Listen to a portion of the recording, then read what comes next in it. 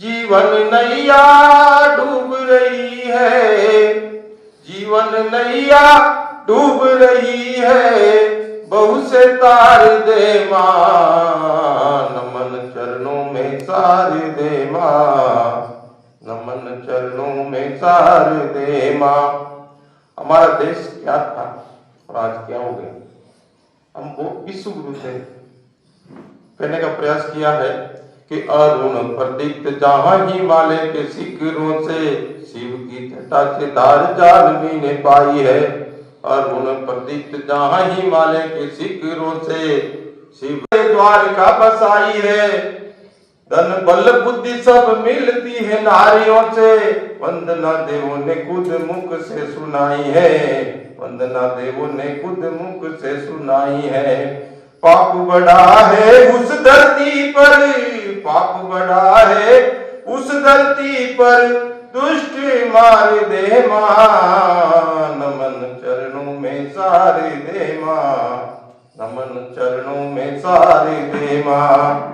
जीवन नैया डूब रही है, बहु से तार दे माँ, नमन चरणों में सार दे माँ, नमन चरणों में सार दे माँ। चरण पे इतना बड़ा है मैया, पायले वजन बिना आगे नहीं जाती है।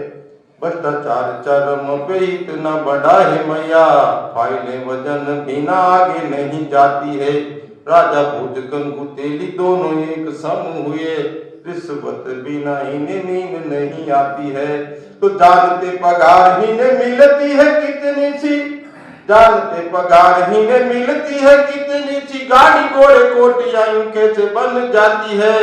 शर्म नहाती ही ने पकड़े जाने पे सुनो, यही रिश्वत हवा जेल की खिलाती है, यही रिश्वत हवा जेल की खिलाती है।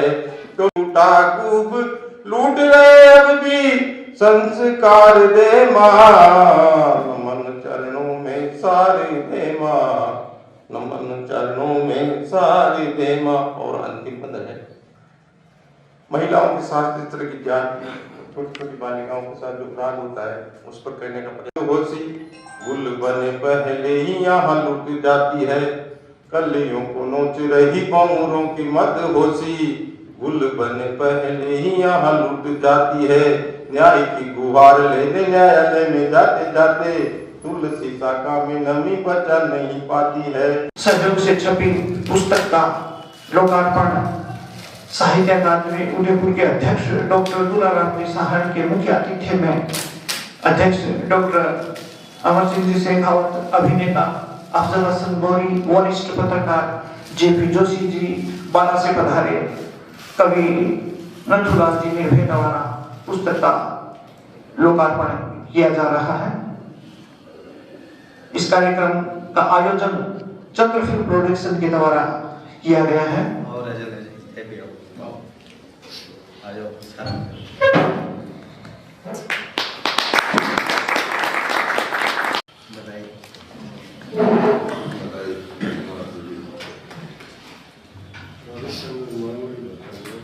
पुस्तक विमोचन के बाद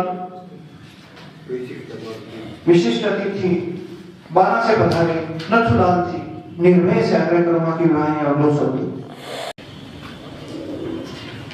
अंधियारे का प्रदीप दीपक पुस्तक का शीर्षक है, जो मंगल भारती जी के द्वारा लिखी गई। 2-3 साल पहले व्हाट्सएप के माध्यम से मंगल भारती और कहीं न कहीं प्रेरित जब भी लिखते हमसे जचवाते कि इसको, तो ऐसे हमने करके इसको एक पुस्तक का एक अच्छा प्रयास, 2 पुस्तकें पहले भी इनकी आई है, एक अच्छा प्रयास है और आगे बढ़े और आगे किताब और आए के रूप में हमारे सामने आता है। साहित्यकार की भूमिका अब आज हम देख रहे हैं कि एक समारोह था, निश्चित रूप से, लेकिन साहित्य का जो साहित्यकार है उसका योगदान, साहित्य को जो लोग जानते हैं वो बताते हैं। साहब बताएंगे हमको और भी ज्यादा विस्तृत रूप से कि जब भी समाज लड़खड़ाया है, वालों तो जूझा है, जो साहित्यकार आगे आया है और उसने समाज को गति दी है, छूते हुए अपने विचारों के माध्यम से समाज को दिशा देने का प्रयास किया है, कहीं ना कहीं राह दिखाई है। तो मैं यही कहूँगा कि इनका और भी आगे इस तरह से साहित्य में रुचि रहे और लोगों का जो स्नेह है ऐसे ही प्राप्त करते रहें और आगे बढ़ते रहें। जय हिंद, जय भारत। इसी श्रृंखला में आज के कार्यक्रम के विशिष्ट अतिथि अभिनेता अफजल हसन गौरी से आग्रह करूंगा कि वह 2 शब्द कहें। सभी लोगों से मैं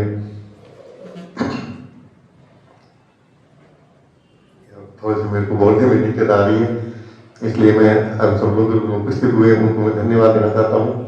और मेरी आगामी फिल्म जो भी आ रही है 2-3 और एक 2 मोस्ट जिसमें है राजस्थानी भाषा में छोरो नंबर 1, जिन पे हमारे डायरेक्टर साहब ने काफ़ी मेहनत करी है और मेहनत करते करते काफ़ी समय भी लग गया।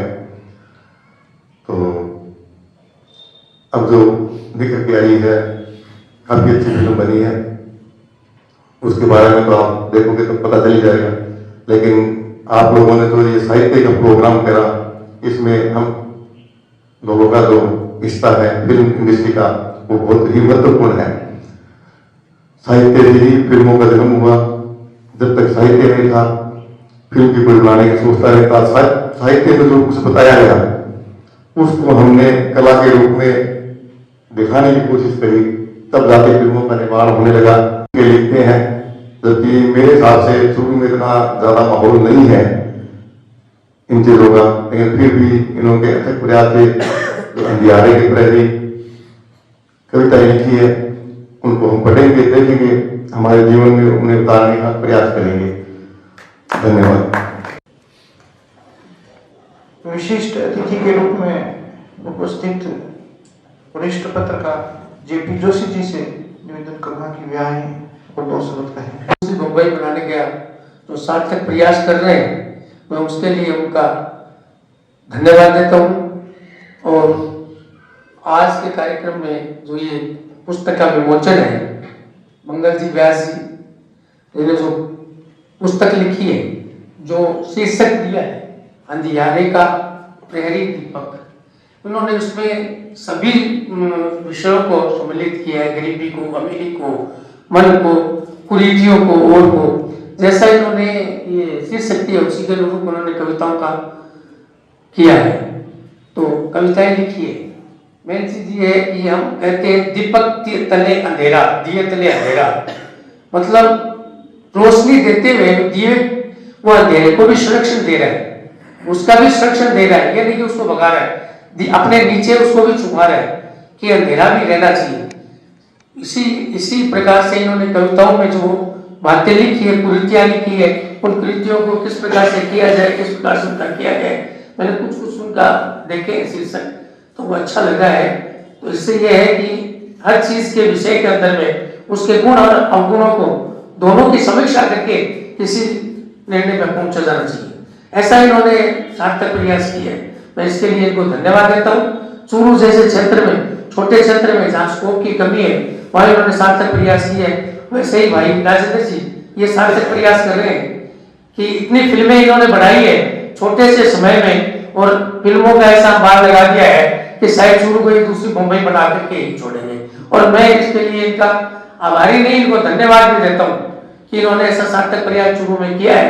तो ये सभी को, आने वाली पीढ़ियों को भी ये उदाहरण पेश कर रहे हैं कि अगर प्रयास किया जाए तो हर चीज संभव है। धन्यवाद।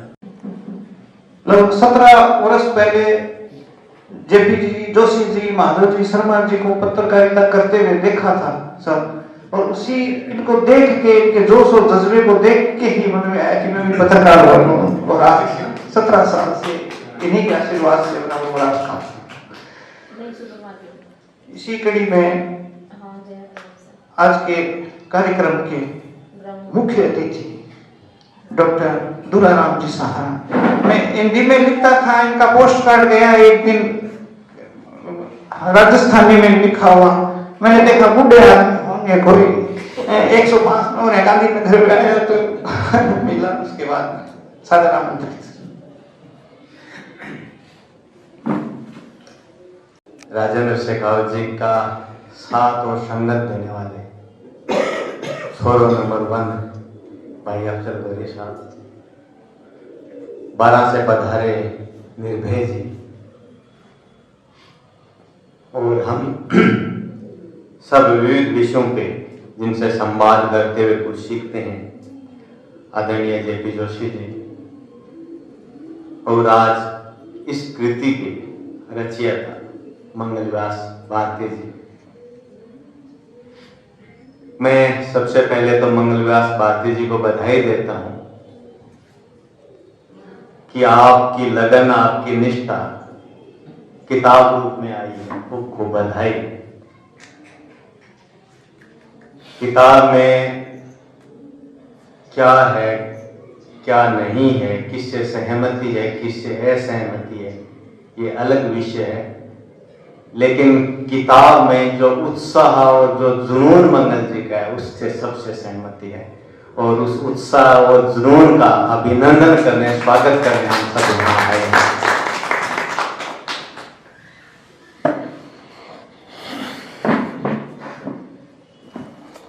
मैं तो बार बार अभी जिक्र कर रहे थे राजेंद्र जी, ये खाड़ी में रहते थे और लाल हवेली में रहते थे। कहीं पढ़ा तो पत्र लिखा कि भी आइए लिखिए राजस्थानी में। वो 20-25 साल पहले का साथ इन्होंने किया, और बीच बीच में पत्रकारिता में मैं तो कह रहा था कि जेपी जी, रिमादल जी मेरे उदाहरण कर रहे थे, तब कहा कि हाँ वहां से बिगड़ना प्रारंभ हुआ। लेकिन पहले भी कहा था राजेंद्र जी, आज फिर कह रहा हूं, जो आप चीजें पत्रकारिता फिल्म में कर रहे हैं वो कीजिएगा, लेकिन लिखिएगा। किताब मंगल जी की नहीं, अगली किताब हम आपके विमोचन के लिए भी आए। और चूरू में जैसे अफजल जी कह रहे थे कि साहित्य का माहौल है, चूरू में सबसे ज्यादा साहित्य का माहौल रहा है। जब चूरू का नाम लेते हैं तो एक लंबी साहित्यिक परंपरा हमारे सामने आती है, और लंबी साहित्यिक परंपरा ही नहीं, अफजल जी चूरू में आज भी जिक्र करते हैं, जब तमाम संस्थाएं, तमाम सरकारी संस्थाएं ठप थी, तब सबसे ज्यादा आयोजन चूरू में हो रहे थे। यहाँ नगरश्री जैसी संस्था है, आप कल्पना कर सकते हैं कि हर अंतिम रविवार का आयोजन करने का इतने साल का रिकॉर्ड जो बनाया वो देश की किसी संस्था के यहाँ नहीं होता। आज भी चूरू में बहुत सकारात्मक वातावरण है, और आप देखिएगा कि हर तहसील मुख्यालय में 5-4 ऐसे लोग हैं जो मंगल जी की तरह जुनून और उत्साह से लगे। और चूरू में तो ये मान के चलिए कि 20-30 ऐसे लोग हैं जो साहित्य को जी रहे हैं, लिखने और आगे बढ़ाने वाले तो बहुत से लोग हैं। उनमें मंगलव्यास भारती जी भी हैं, और ये हम सबका सौभाग्य प्यार है कि एक किताब रूप में उनको हम साथ पा रहे हैं। मैं तमाम शुभकामनाएं अपने मंगलव्यास को संप्रेषित करता हूं, और उम्मीद करता हूं कि आप इस जुनून और उत्साह को बनाए रखिएगा। ये संघर्ष का क्षेत्र है, लेकिन यश का भी क्षेत्र है। शेखर सोरठा किसने लिखा, क्या लिखा, हम जब कॉलेज में पढ़ते थे, काम करने का मौका मिला, तब हम आपके घर तक भी पहुंच गए थे उस व्यक्ति के कारण जो कुछ लिख गया था, कुछ सोरठे लिख गया था। तो हो सकता है कि साहित्य के इतिहास पे काम हो तो ये अंधियारे का पहरी दीपक भी आपके उस साहित्य के इतिहास में उल्लेखित जरूर होगी, ये तय है। तो ये साहित्य व्यक्ति को उल्लेखित करने का, या यूं कहिएगा कि उसे याद करने का एक जरिया भी बन सकता है। बाकी चीजें यही रह जाएंगी और साहित्य शाश्वत रहना है। इस साहित्य के प्रति मेरी शुभकामनाएं, और जैसा भी व्यक्ति से हम सबका सहयोग बनेगा, हम तैयार हैं। आप उत्साह से लगे रहिए, और जिस प्यार और जिस प्रेम से आपका मित्र धर्म निभा के राजेंद्र जी ने चंद्र फिल्म प्रोटेक्शन के बैनर तले ये जो आयोजन किया है, उस उत्साह और प्यार से अगला आयोजन आप कीजिए राजेंद्र जी की किताब का विमोचन करने के लिए। ये मैं शुभकामनाएं। आज की कवि मंगल व्यास जी भारती से आग्रह करूंगा कि वे आए और अपनी बात कहें। अपना जो ये लेखन का कार्य करना शुरू किया था, जो कि आज यहाँ पर 2023 और आदरणीय श्री तुलाराम जी का भी साथ मिला, जो आज मैं यहाँ पर खड़ा हूँ, और उनका बहुत ही आभार व्यक्त करता हूँ कि जो मेरे को इस लायक समझा। और सामने मेरे बैठे राधे श्याम जी कटारिया जी, उन्होंने भी मेरे को हमेशा दोष दिया था। और सबसे पहले जो थे वो रितकरण जी मोटे का, जो मेरे को ऐसे कहते थे कि लिखते रहो, जो भी होगा देखा जाएगा। और वह ऐसे करते करते लिखता रहा, जैसा भी मेरे को आता करता मैं वैसे लिखता रहा। और बाद में मैंने 2018 में गढ़ के लिए भी लिखा, जो ओ चूरू रोगड़ आँखा सुनीर बहावे ओ लूठो गणो खड़ो है भी। इस तरीके से मैंने चूरू के गढ़ के लिए भी अपना कुछ लिखने का प्रयास किया था, जो आज मेरे लिए सार्थक सिद्ध हो रहा है, जो आज उसका निर्माण हो रहा है। और मैं सबका आभार व्यक्त करता हूँ। नथुलाल जी है जो मेरे गुरु, मैं मानता हूँ वैसे कि जो है मेरे को 2020 में मिले थे और फेसबुक पे ही मेरी जानकारी हुई थी, और उन्होंने मेरे को व्हाट्सएप पे जोड़ा। और साहित्य वाटिका में हमेशा अलग अलग तरीके के विषय देते कि इसके ऊपर लिखो, इस पे लिखो, तो मैं प्रयास अपना करता रहता। और इस तरह से मैंने आलेख भी लिखे हैं, कुछ 60 आलेख भी लिखे हैं, जो बालमुकुंद जी ओझा थे, उन्होंने मेरे आगे अखबार में मेरा वो छपाया था। और इस तरह मेरा ये 2023 तक का सफर है, और सबका मैं आभार व्यक्त करता हूँ। बारह से पधारे कवि नथुलाल जी निर्भय का साफा बांधकर अभिनंदन करेंगे। ओझा जी पधारे। ओझा जी।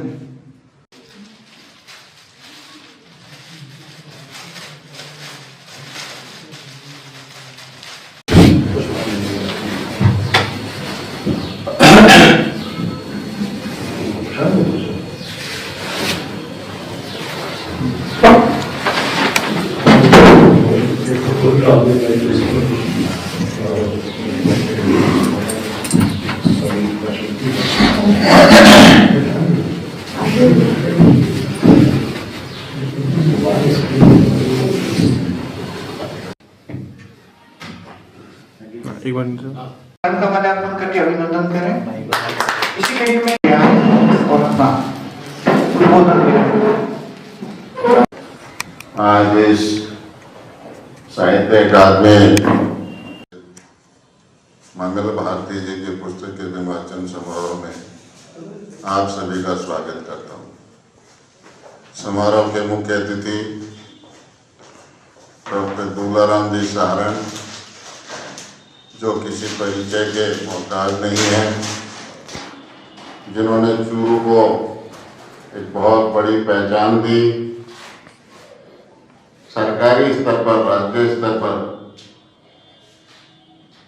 उदयपुर साहित्य अकादमी के आप अध्यक्ष हैं। आपने अपने कार्यकाल में पूरे राजस्थान में साहित्य के अनेक कार्यक्रम किए हैं, साहित्य को उच्च स्तर पर पहुंचाया है।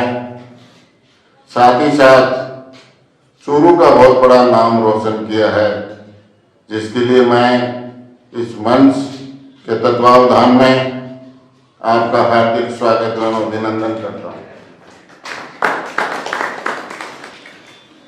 इस पुस्तक के रचयिता मंगल भारती जी को बहुत बहुत बधाई एवं शुभकामनाएं देता हूँ, जिनके मैं देखता था कि इनमें कुछ करने की लगन थी। उसी लगन के और सतत प्रयास की वजह से आज वो दिन आया है कि आपकी कृति का आज विमोचन हुआ है। मैं पुनः आपको बधाई देता हूँ, आशीर्वाद देता हूँ तथा साथ ही ये भी कहना चाहता हूँ कि ये काम रुके नहीं। ये मान के चलें कि समुद्र में एक बूंद जितना काम किया है अभी आपने। पूरा जीवन आपका है, नौजवान है, साहित्य में आप बहुत कुछ करके दिखाएं और इस चूरू का मान बढ़ाएं। समारोह के हैं परंतु कुछ करने का चर्चा है और एक हीरो के रूप में आप लग भी रहे हैं। एक प्रभावी आपका व्यक्तित्व है और मैंने आपकी एक छोटी सी फिल्म भ्रूण हत्या पर श्याम टाकीज में देखी थी कई साल पहले। उससे मैं प्रभावित हुआ था। पहले ये था कि भाई हमारे समाज का और हमारे परिवार का और इस तरह का फिल्म के अंदर क्या लेने देना है, क्या करते होंगे। तो इन्होंने 2-4 बार कहा कि नहीं आप आओ। मैं इतना प्रभावित हुआ और मुझे उस समय लगा कि निश्चित ही एक दिन ये चूरू का बहुत बड़ा नाम करेंगे। अभी भाई जोशी जी ने कहा, दुलाराम जी ने कहा कि आपने इस चूरू को इस फिल्म इंडस्ट्री के अंदर दूसरा मुंबई बना दिया है। तो वो दिन मेरी समझ में दूर नहीं है।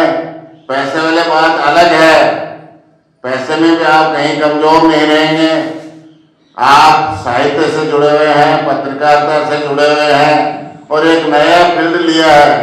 आपने अनेक फिल्में को निर्माता हैं, आप बना रहे हैं। छोरा नंबर 1 का भी अभी आपने जिक्र किया, वाकई में छोरा नंबर 1 ही लग रहे हैं।